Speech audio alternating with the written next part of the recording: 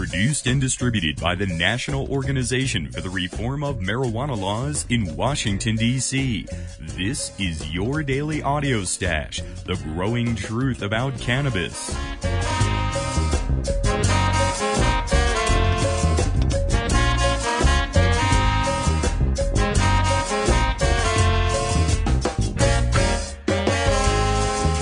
Daily Audio Stash is where responsible marijuana smokers listen in on the latest news about cannabis, hear the voices of the marijuana law reform movement in special segments and interviews, and kick back with comedy and music no other podcast can offer. It's NORML's Daily Audio Stash. More information at normalaudiostash.com.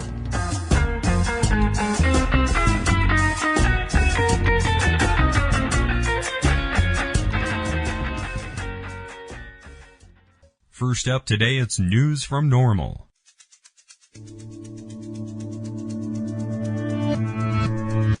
Our news today. U.S. Supreme Court agrees to hear bong hits for Jesus case. The Supreme Court agreed on Friday to hear a free speech case from Alaska, known as the Bong Hits for Jesus dispute, in which a high school principal suspended a student for displaying that phrase on a banner.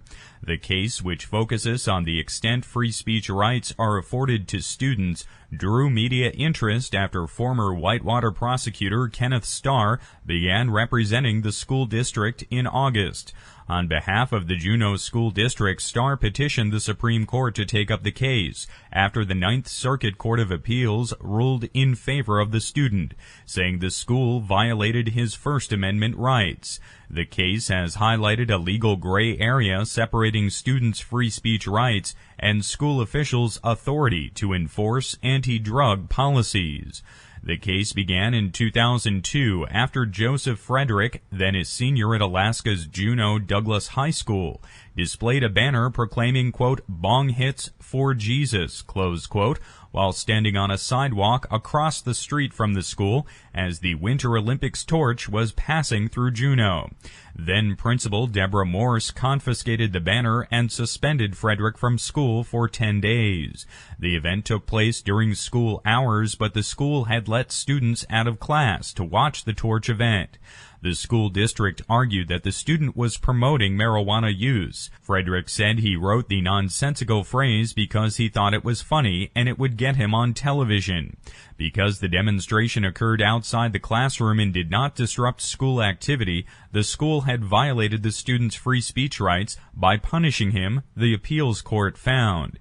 In the court opinion, Judge Andrew Kleinfeld wrote that, quote, "Public schools are instrumentalities of government, and government is not entitled to suppress speech that undermines whatever missions it defines for itself," close quote.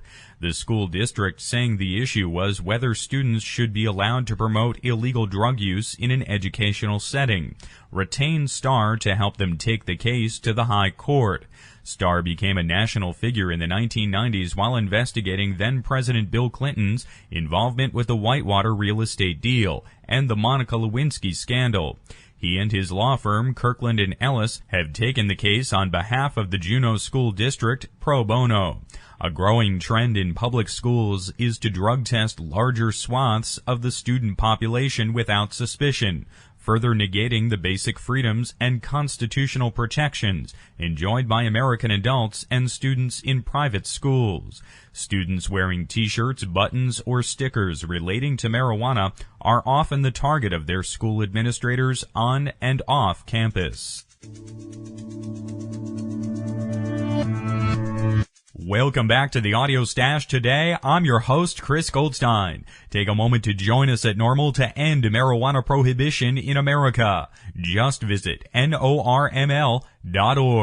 We have a very special show for you today. It's our 6th month anniversary right here on the Audio Stash. We premiered this podcast on June the 5th, 2006, and there has been a spectacular response since. Over 750,000 downloads of this program in the last 6 months. That's right, folks, over 750,000 downloads, and I want to give a special thank you to everyone who has downloaded this program on iTunes, your computers, your cell phones, however you get the show. Thank you for listening and making us one of the top-ranked government and organization podcasts on iTunes. We're ranking number 9 today in our iTunes category. That means we're beating out folks like Senator Hillary Clinton, the U.S. Navy, the Pentagon, and often give the White House official podcasts a run for their money as well. NORML News and NORML's Daily Audio Stash are the most popular prohibition reform podcasts out there, and you, our listeners, are the real reason for that success. So thank you. Thank you for listening to the show every single day. I also want to say a couple of special thank yous today. First, a huge thanks to Red Aphid Interactive Media. Red Aphid are the designers and maintainers of the NORML.org website. It is a monster job that they do incredibly well. And Red Aphid are the ones who make sure the technical side of our podcast works so flawlessly. So a big thanks to Red Aphid Interactive Media. Also, the biggest reasons our content is so very good every day is due largely to the work of NORML's Executive Director Alan St. Pierre and NORML's Senior Policy Analyst Paul Armentano. I work with Paul every weekday to write the daily news and provide our audience with the most up-to-date marijuana information. Paul is one of NORML's greatest human assets. His ability to research topics across categories of medicine, science, legal issues, and legislative reform is a rare talent, coupled with stellar and professional writing. Paul is a frequent guest here on the program, and without his input, this program could never offer such wonderful daily content. So, a huge thanks to you, Paul. Also, Alan St. Pierre, NORML's Executive Director, is the executive producer of this program. The idea for a daily podcast was Alan's, and his work to include NORML's advisory board members, book celebrity guests, make his own reports and essays here for the program, and get our podcast access to important events have really shaped the core of this program. And I'm not just butt-kissing when I say this, but Alan is really the biggest reason for our success. So great thanks go to Alan for his work and support of NORML's Daily Audio Stash. Folks, we have brought you the most important voices of marijuana law reform, and as we go forward to continue providing the best audio content for American cannabis consumers working to end prohibition, let's take a moment to listen in to a few past highlights. One of my favorites come from the NORML 2006 conference. Attending and recording the conference last April in San Francisco made me realize how important it is for NORML speakers and the activists involved with reform to be heard by the general public. We'll start with a Voices of Reform NORML News special featuring Judge William Murphy, Jr. He was by far my favorite speaker at the NORML 2006 conference. Hearing him that day in April was a turning point for my own activism. After Billy, we'll hear from the star speaker at the NORML conference, Tommy Chong.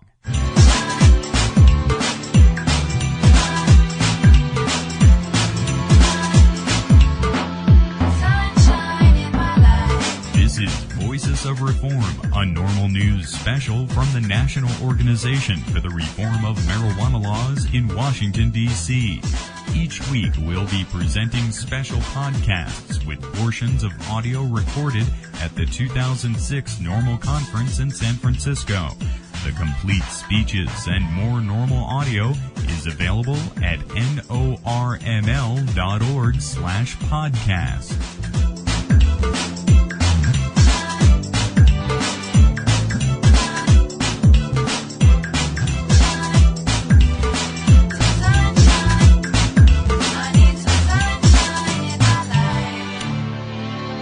This week, we'll hear from one of the nation's top lawyers, Judge William Murphy. Mr. Murphy's understanding of race and the drug war is personal and direct. His passion and eloquence make him one of the most important voices advocating an end to the drug war. This talk does contain explicit content.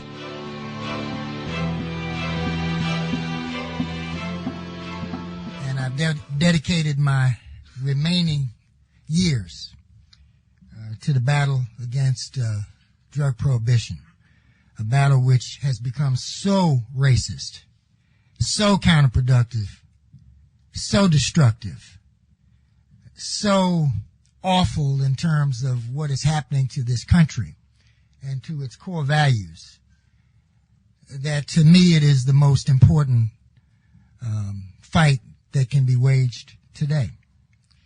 And I'm not a naive guy. I've been involved in lots of courtroom activity. I know lots of cops, represented cops, got cops in my family. I've had relatives of all stripes wrongfully arrested. I've been repeatedly rousted illegally. My son, who is a lawyer, has been interdicted upwards of 14, 15 times just driving while black. And I understand what's going on, but it never ceases to amaze me, and I think I finally figured it out at the ripe old age today of 63.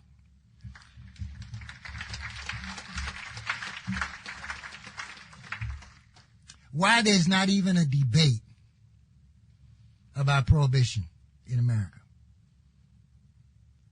First of all, if you look back at the last prohibition, it was a constant debate.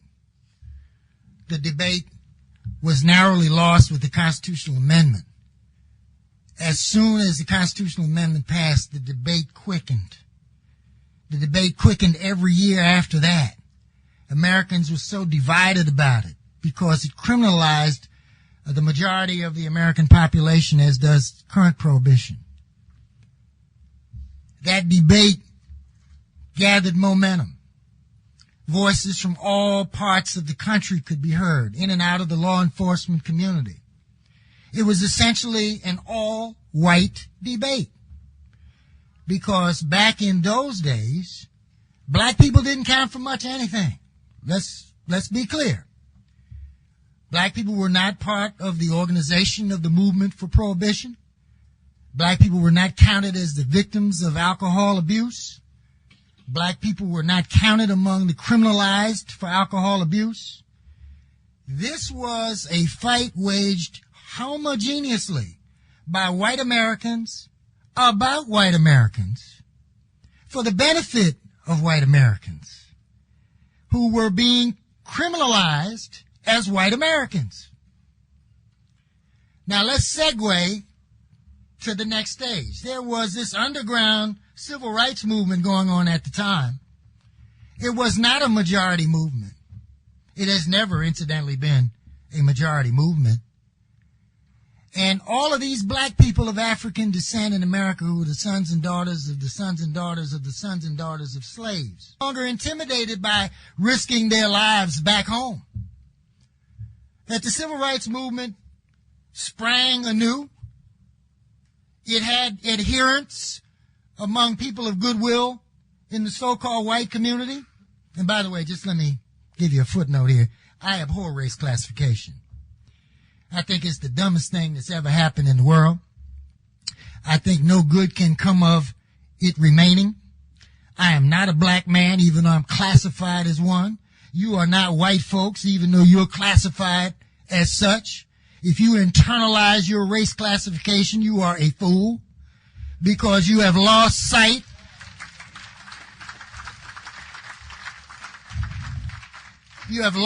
of the fundamental human dignity which rises above classification of all kind, save perhaps male and female, where there are fundamental differences that cannot be ignored. And so I think race classification is total and complete bullshit. And the sooner we shed it individually, the better off we'll be. That's why in my more lucid moments, I refer to white folks as people classified as white, and as black people as people classified as black, et cetera, because that shows the ridiculous nature of our refusal to shed this irrelevant skin and see the beauty of the individual inside. But back to the point. So, now we're heading into the 60s. And several things happened during the 60s that need to be remembered. First of all, the 60s had a racist structure intact all over the United States. Law enforcement totally segregated. To become a black cop was to become a pariah. You couldn't get promoted. You weren't considered a full-fledged police officer, but you had to be there to legitimize what was going on in the black community. The black community was being policed essentially by white males who had been trained in the Henry Ford tradition. If you will remember, Henry Ford became an industrialist of great power and presence because he understood race in America. He was the last to unionize, and only the Great Depression caused the Ford Motor Company to unionize. You know how he kept from unionizing? He had a 3-part workforce. He pretended to be a liberal, but boy, was he cynical. 1/3 of the workforce was people who'd been here for 3 or 4 generations. White folks, so-called. The second part of his workforce were immigrants, people who were struggling to become Americans, who were the victims of prejudice, such as the Irish and the Italians and the Jews. And the third part of his workforce were African Americans from Mississippi, Alabama, Louisiana, who'd come up to Detroit via the Mississippi River for their first opportunity to work in American industrial jobs. And his approach was very simple. This wasn't humanitarianism because he was a deeply racist man. Anytime they'd be in the paint shop, for example, getting their asses kicked by the same toxic fumes because you get a Ford in any color as long as it was black.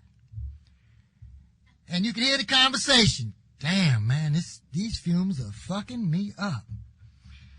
And that would be the white guy. And then the immigrant guy said, in a barely discernible English dialect, he'd say, yes, these fumes are fucking me up. And then the black man would say, these motherfucking fumes are fucking me up. And so they'd be having the same problem. And they would immediately go to the logical solution to the problem. Let's stop these paint fumes. This is dangerous. We're all working under dangerous conditions. Until Henry Ford's men would sneak on in and say to the white guy, look, I saw you talking to that hunky and that nigger. And he'd fall in line.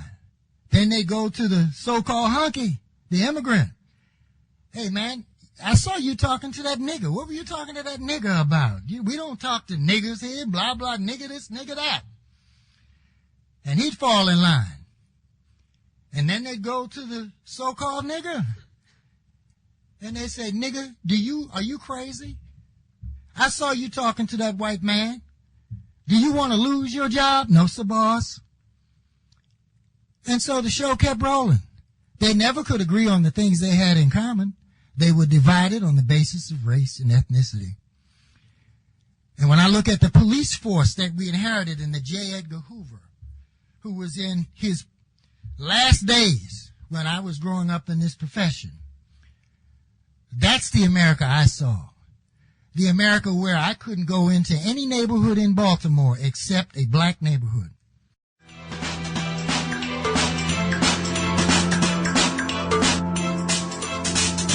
That was William Murphy, Esquire, at the 2006 NORML Conference in San Francisco, California. His complete talk is available on our NORML Events podcast. Visit norml.org/podcast.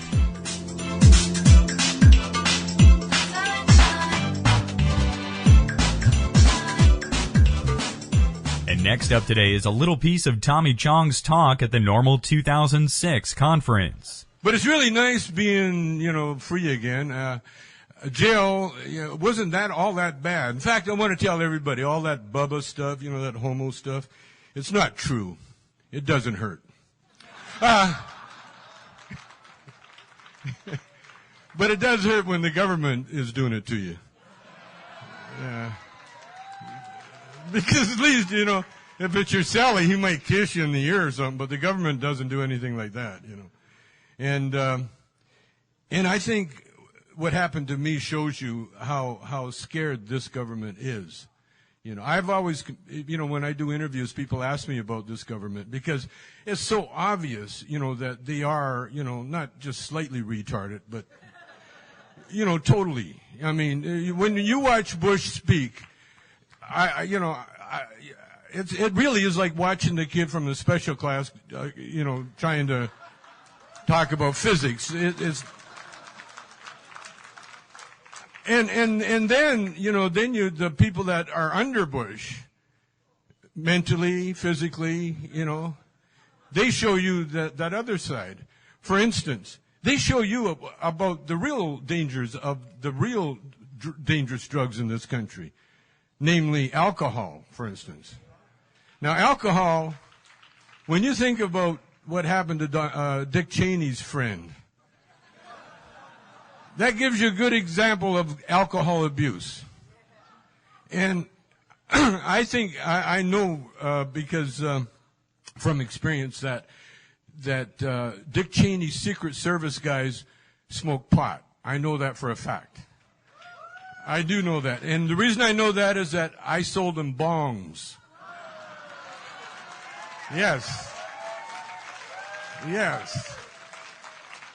And they pose for a picture.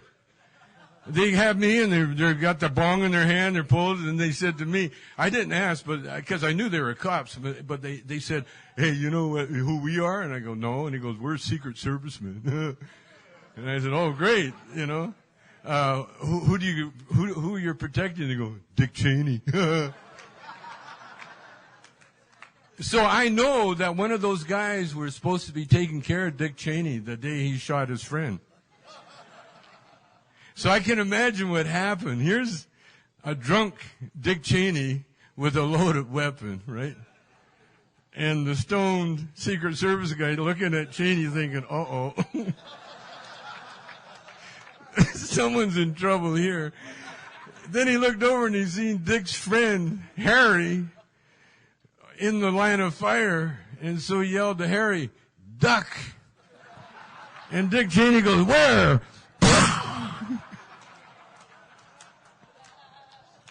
At least that's something that could have happened.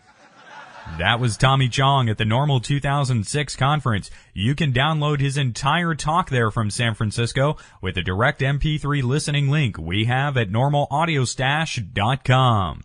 Also, one of my favorite interviews so far was conducted just in October. Ann Dryan is the chairwoman of the NORML Advisory Board. Ann is an author and the wife of the late Carl Sagan.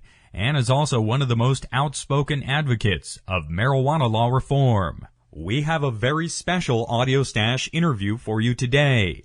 Ann Dryan is the chairwoman of the NORML Foundation Board. Ann's writing is known across the world, and her latest work has been editing the spoken essays of her husband, Carl Sagan, into the new book, The Varieties of Scientific Experience. The book is out this week from Penguin Publishers.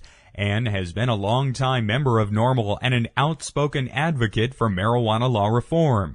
She joins us today from San Francisco, California, and it gives me great pleasure to welcome you today to NORML's Daily Audio Stash. It's my pleasure, Chris. I'm really happy to be with you. It's wonderful to speak with you, Ann. I saw you last on stage at the High Times Stony Awards in New York City. What's it like being out there as the chairwoman of NORML and interacting with this younger generation of marijuana smokers? The hip-hop scene very well represented a few weeks ago in New York City. I know, and it was funny. I had some trepidation going out there, and I was thinking they were going to think, who is this woman? What is she doing here? But what was so cool was that when I said that I thought that getting high was a human right, I really felt that I connected with everybody, and that, you know, I just felt a tremendous amount of warmth, and people were like, yeah, it is a human right, and it really is a human right, and that's why I'm so proud of my multi-year connection to NORML and the way that NORML fights for this human right and responsible use, and it's just a tremendous honor for me to be part of that. And tell us how marijuana was introduced to you and what effects it might have had on your life and career. I started smoking marijuana when I was 15. It was the 60s, and I have to say that I cannot think of a single problem that marijuana has ever caused me except perhaps for misplacing my keys repeatedly. But, apart from that, it has enhanced my life, my family life, my professional life, every aspect of my life. And for me, the fact that it's always been, completely integrated into my life, and yet never in any way has there ever been an issue of that it was addictive.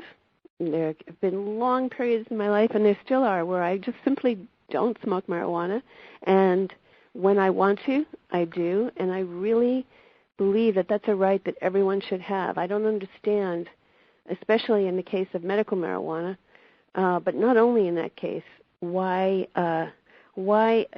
in a free country this should still be an issue 10, 20, 30 years later, after its efficacy in taking the worst suffering in cancer and AIDS and glaucoma and other diseases. The fact that it mitigates that suffering, that case has been made repeatedly, and yet here we are in 2006. It seems insane, still struggling to get that human right to use a plant which we have, as human beings, 10,000 or more years of very positive experience with. We're speaking with Ann Dryan, the chairwoman of the NORML Foundation Board and editor of Carl Sagan's The Varieties of Scientific Experience. And I've always been struck with the powerful observational ability of you and Carl, and how you both take in the world around you. What's been your experience speaking with people about marijuana? Well, I try to make it I'm very upfront about my relationship to NORML. I'm very proud of it. And all I can say is that in the 15 years or so that I've been working for NORML, I have yet to bring that up and receive a negative reaction. I mean, sometimes people are surprised because they see me in a scientific context, and they've been so brainwashed to think that only sort of amotivational people who never accomplish anything smoke marijuana. But what's so interesting to me is I've never heard anybody really be negative about it, and the vast majority of the time, people are wildly enthusiastic, and they're really they're kind of, surprised, but then they're like, oh yeah, and that's the thing, is that I feel that this whole country there's the use of marijuana is so much more widespread, and it's very much like the Victorians with human sexuality. It's like if you were to listen to the way people spoke in polite conversation in the Victorian period, you would think that no one was having any sex. But of course, it was obviously not the truth. And the same thing is true here: is that people are afraid for their jobs, they're afraid for their reputation, and so they feel they can't be honest about it. But my experience in other realms, for instance, in the scientific community, is that there is no lie that is helpful. In fact, lies are pernicious. Fear and secrecy eat up our souls. And there are a lot of people who aren't in a position to be as forthright about this as I am. But the more of us who are completely open about it, the more hope we have of getting a sane drug policy in this country.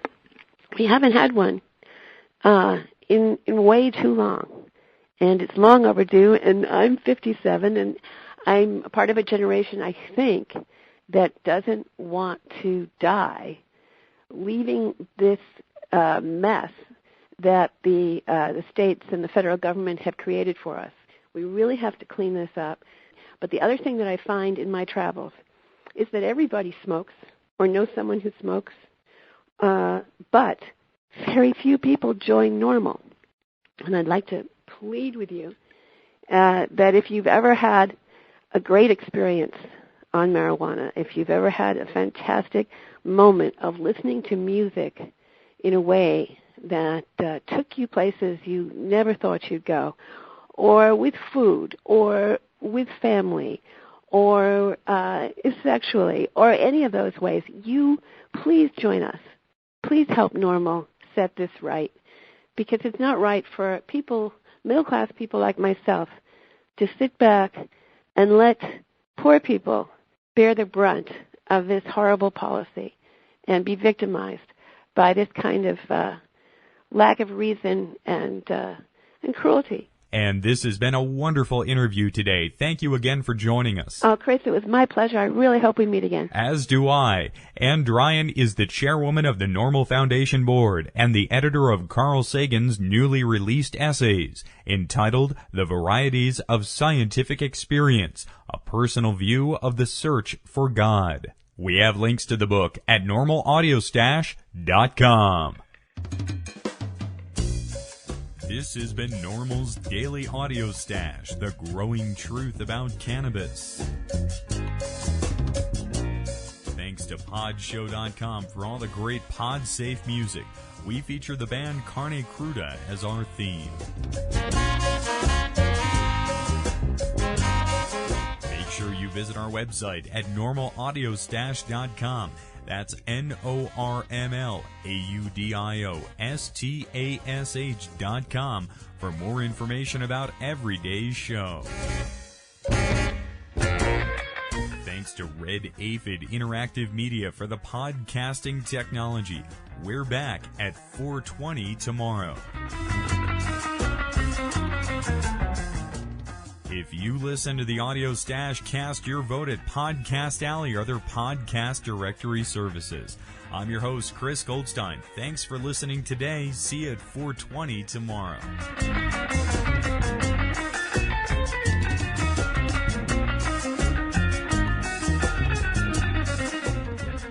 The podcasting technology of NORML is made possible by Red Aphid Interactive Media. More information at redaphid.com.